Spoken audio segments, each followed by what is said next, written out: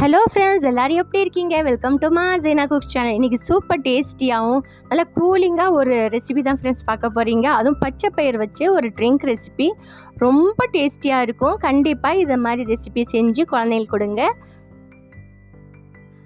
அடிக்கிற வெயிலுக்கு ஏதாவது கூலிங்காக குடிக்கணும்னு தோணுச்சுன்னா இது மாதிரி ரெசிபி ஒரு முறை செஞ்சு பாருங்கள். பச்சை பயிர் வச்சு தான் நம்ம செஞ்சுருக்கோம் இன்றைக்கி. ஸோ இன்றைக்கி நான் ஒரு அரை கப்பு பச்சை பயிறு, இது 100 கிராம் பச்சை பயிரை நல்லா கடாயில் போட்டு வறுத்துக்கலாம். நல்லா மீடியம் ஃப்ளேம்லேயே வச்சு வறுத்துக்கோங்க.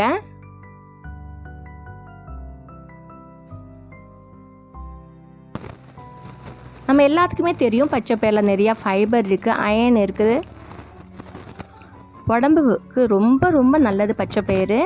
நிறைய பேர் வெயிட் லாஸ்க்கு கூட இந்த பச்சை பயிறு சாப்பிடுவாங்க. வெயிட் லாஸ் பண்ணுறவங்க கூட இது மாதிரி ட்ரிங்க் கூட செஞ்சு குடிச்சு பாருங்கள்.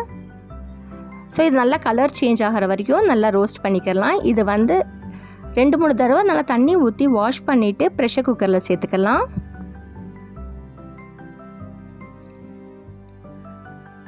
நான் இன்றைக்கி அரை கப்பு பச்சை பயிர் எடுத்திருக்கேன் இல்லையா, அதுக்கு நான் 2 கப்பு தண்ணி சேர்த்துக்கிட்டேன். இது 250 ml கப்பில் 2 கப்பு தண்ணி சேர்த்துட்டு நல்லா மூடி போட்டு ஸ்டீம் வந்த உடனே வெயிட் வச்சுட்டு ஒரு 6-7 நிமிஷம் நல்லா ப்ரெஷர் குக் பண்ணிக்கலாம்.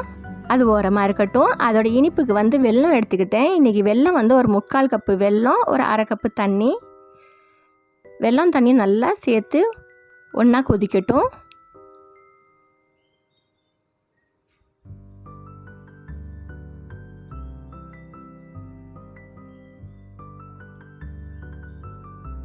இது நல்லா மிக்ஸ் ஆகிட்டு இப்போ நான் அடுப்பை ஆஃப் பண்ணி ஓரமாக வச்சுட்டு நல்லா ஆறட்டும். இப்போ நம்ம ப்ரெஷர் குக் பண்ணோம் இல்லையா, அந்த பச்சை பயிறு எப்படி இருக்குன்னு பார்க்கலாம். இது மாதிரி நல்லா வெந்திருக்கணும் ஃப்ரெண்ட்ஸ்.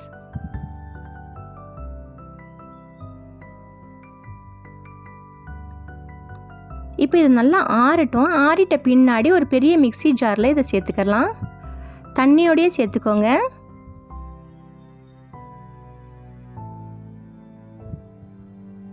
நம்ம குழந்தைங்களுக்கு சுண்டல் அது மாதிரி செஞ்சு கொடுக்க உடனே கூட அவ்வளோவா விருப்பமாக சாப்பிட மாட்டாங்க. இது மாதிரி ட்ரிங்க்ஸ் செஞ்சு கொடுங்க, கண்டிப்பாக நல்லா குடிப்பாங்க.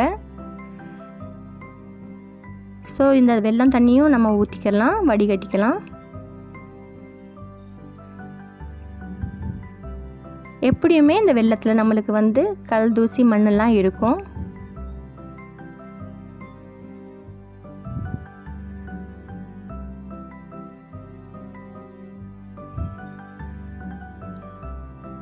அதோட ஃப்ளேவருக்கு 2 ஏலக்காய் சேர்த்துக்கிட்டேன். இப்போ மிக்சியில் ஒரு ஓட்டிட்டு வந்துடலாம். இப்போ இது மாதிரி அரைச்சிட்ட பின்னாடி இதுக்கு நான் இன்றைக்கி பால் காய்ச்சி ஆற வச்ச பால் ஒரு 2 கப்பு சேர்த்துக்கிட்டேன்.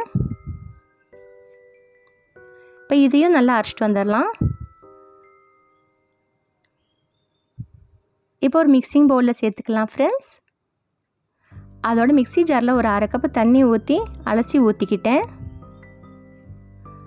இப்போ இது மாதிரி நல்லா மிக்ஸ் பண்ணி விட்டுக்கோங்க.